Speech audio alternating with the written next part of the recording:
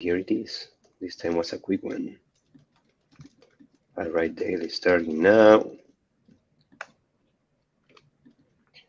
And we can start. Martin, do you want to go first? Sure. So what we talked yesterday, I was about to take some SSC to migrate the blog, but I saw that it was assigned to someone else. There's new contributors, so while I was waiting for that, I looked into the issues, and one important one that we haven't addressed yet is the ability to calculate the hash tree root.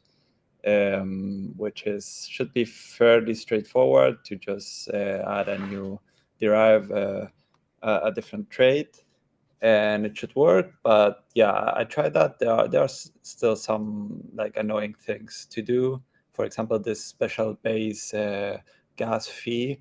You're not able to implement that trait or derive that trait directly because it only works with structured so for some certain type of structs. And also I had to do a lot of copy paste with the macros. So I didn't go too far with that. So I'm considering switching back to the original task, which was the spec tests, but I could also keep working on that, or try to help you guys with what's happening with the NIFs, which seems by far the most important thing to reach this milestone. But I don't know if more people is useful at this point. So yeah, I'm happy to take your advice on what to do next. We have all the SSC types now. We have almost all of them. The ones that are missing are some related to the P2P, some related to a light client, which we are not focusing on now, and I think some other very minor one. But yeah, we are almost done. But we don't have the hash tree root part, which is important. Are there any important ones missing for the first milestone? I don't think so. I can check, but the main ones, which is the block and the beacon state, those are done. Perfect. I think that probably the best to go would be to start working on the local testnet. I mean, I think that the most important thing, as you said, is what Thomas is working on, which is the NIFs. But I think that we have that pretty under control for now, not because we are experts on the field, because it's proven to be extremely hard for this specific use case, which is blocking calls. But Thomas found a very reasonable solution, which probably he will talk about when it's his turn. Um, we had a meeting yesterday with several other like senior Erlang and Elixir developers, and they advised us not to use NIFs for this. They advised us to use ports.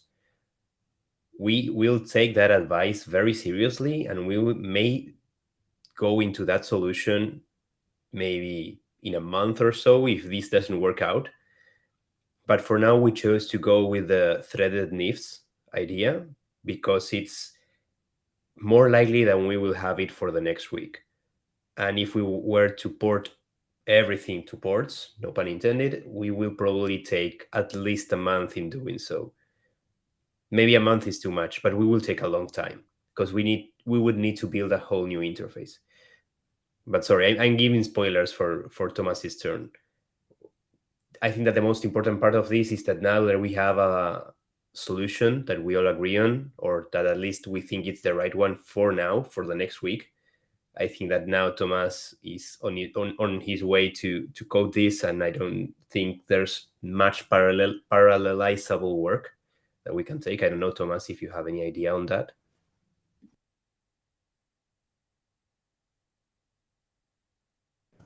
Right now, the more spoilers, but I just opened the PR with making the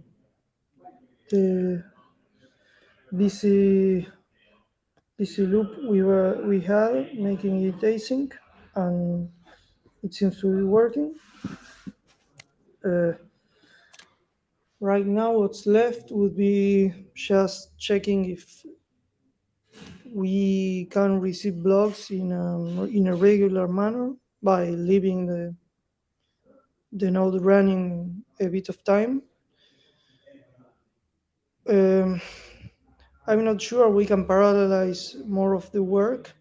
Like I think what's left is just just the whole thing about storing the blocks, uh, and maybe just replacing some stub types I left in some places. Now that we have the containers for the block for the sign beacon block, and just seeing if that makes that allows us to deserialize the messages we receive from our peers properly. Yeah. I think that would be a good one, actually. Yeah, that's a very good idea.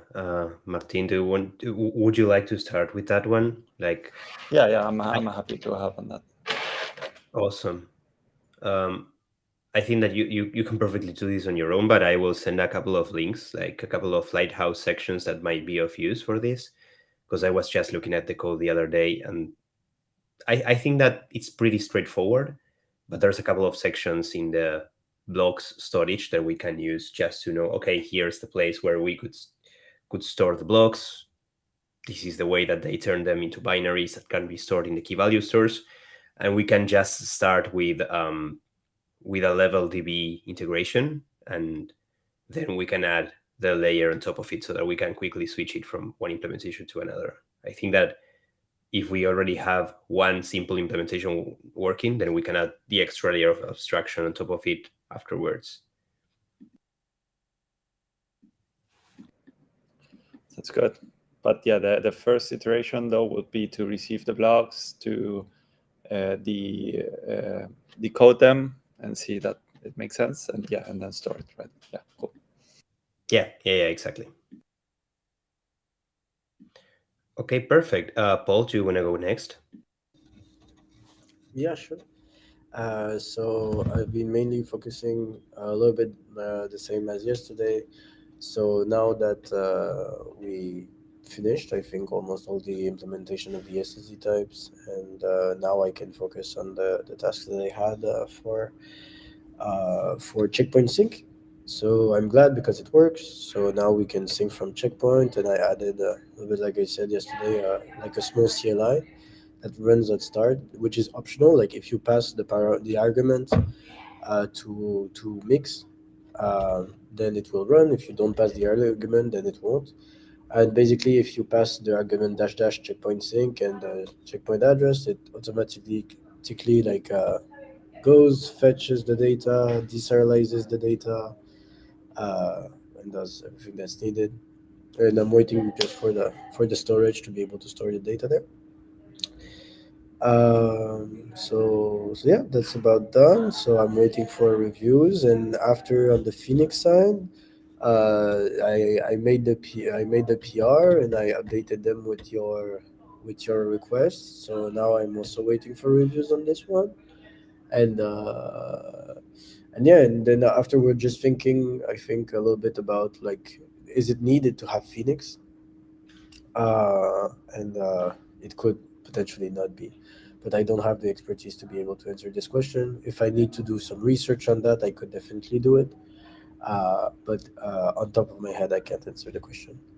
And yesterday I was telling you that I had some errors. I managed to fix the errors, like where like one time out of five it was erroring out, and actually it was a problem of authentication certificate between the server and the Tesla instance that we're like the Tesla client that we're running.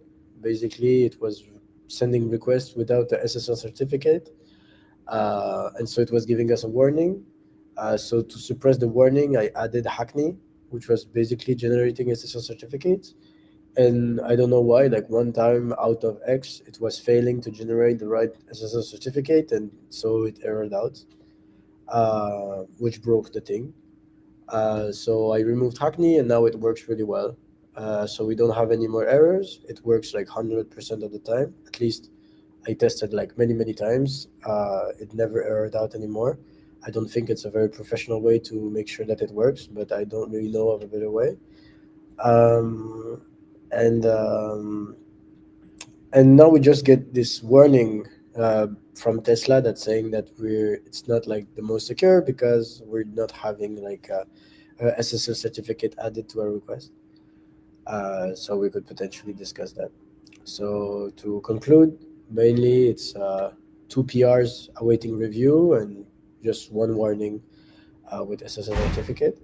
And then when those two PRs are ready and potentially merged, I will continue on adding the Open API specs to the Beacon API, and then continue on the Engine API validation to make sure that the first milestone is fully complete, and that and I maybe even think that this is part of the second milestone, uh, but yeah, I'll continue on this. Except if you want me to help on something else or to do something that's more aligned with the roadmap. So yeah, glad to work. I think that those tasks are great.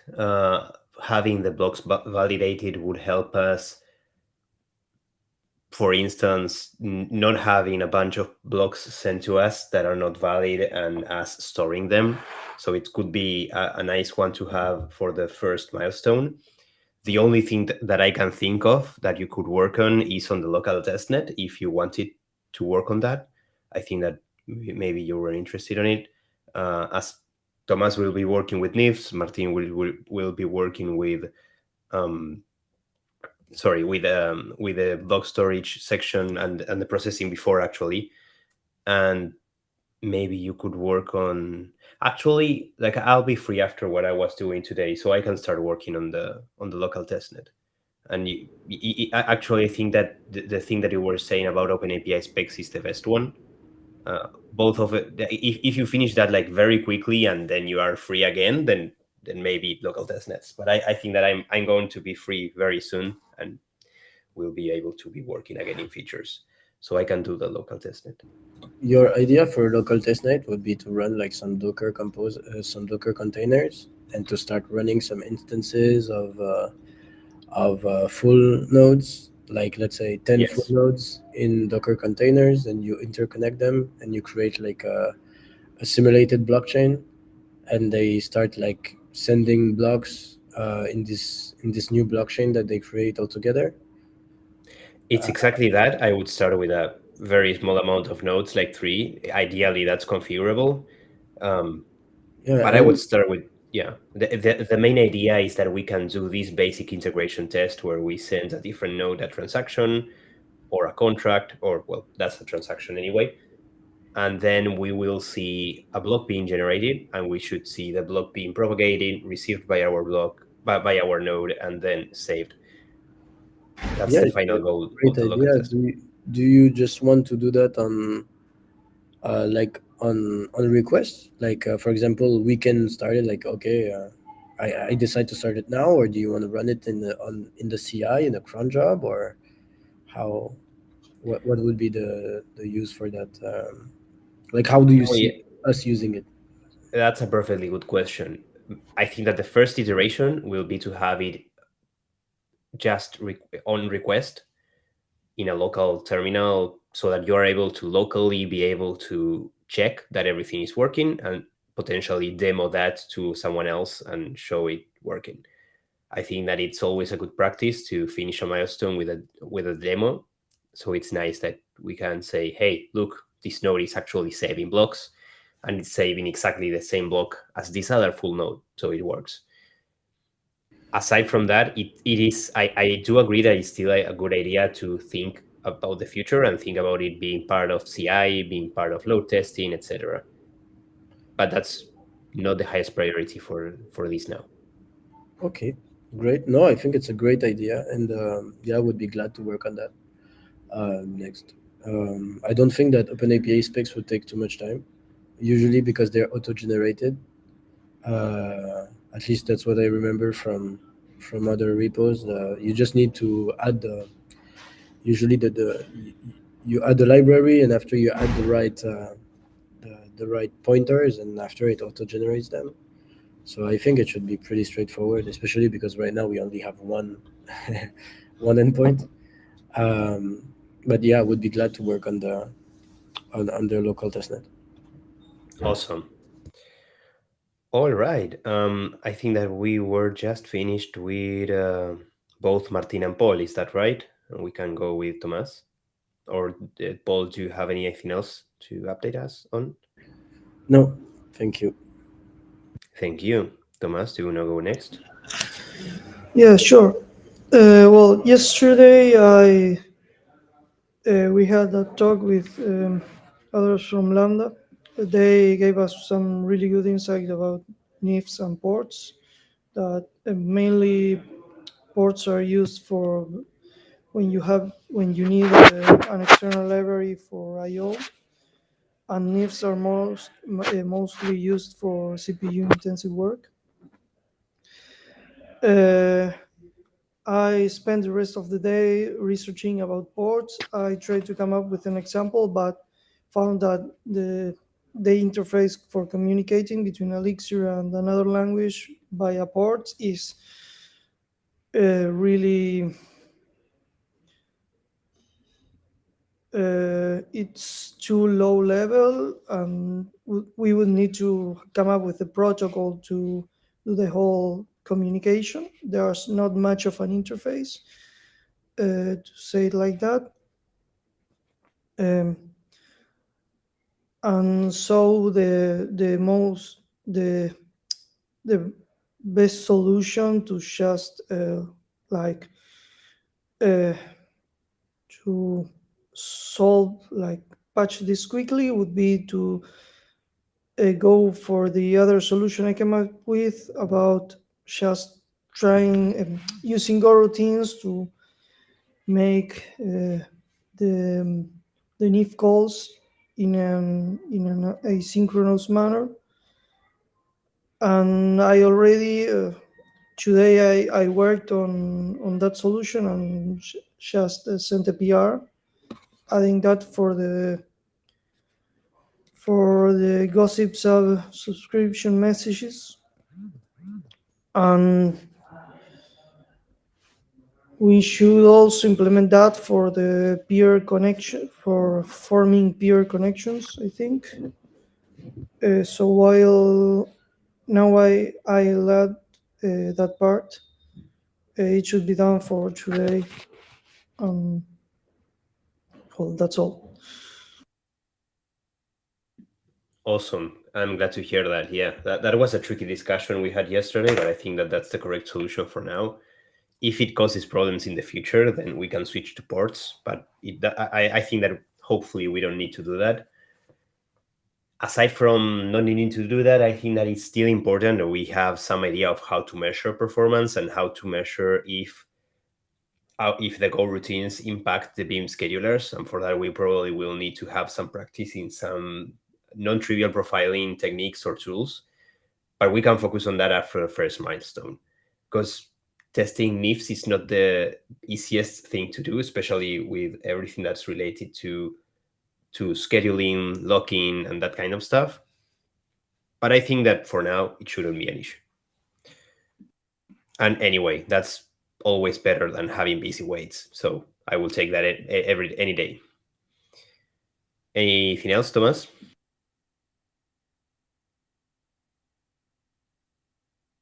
No, that's all. Perfect. As for me, I've used most of yesterday to do some research about NIFs. I had some experience with it, but I didn't have the deep dive enough, like the enough deep knowledge to be able to help Thomas resolve this particular issue with having too many dirty schedulers. I think that the solution that he came up with is the best one. Even with the recommendation of going with ports. After that, I spent some time working in the architecture, and I have like a very simple diagram of how the system should work. I will send that as a draft in GitHub at some point today. As I was willing to sync with Fede on it, but I will probably get his review on Monday at some point. But I'm mainly trying to see if our use of gen servers, supervision trees, and everything like that is making sense or not, and also gets his opinion on the NIFs issue. I think that probably I will be able to sync with him on Monday, but until then, I will at least have this uploaded in GitHub so that everyone can see it if they wanted to. I will have that in a draft for now because it's not definitive. And once I get the review by Fede, then we can merge it or whatever. So yeah, I think that's what I've been working the most these last couple of days, both NIFs and architecture. Not fully sure what I'm working on next, because if Martin's taking the storage, Thomas is with NIFs, Paul is working with the OpenAPI specs, I think that I will give a quick look to the local testnet, just like very quickly bootstrap some very simple solution, and then we can start going with that. And if Paul finishes his work early, then we can collaborate on that part. And I think that's it for me. Any final comments or questions?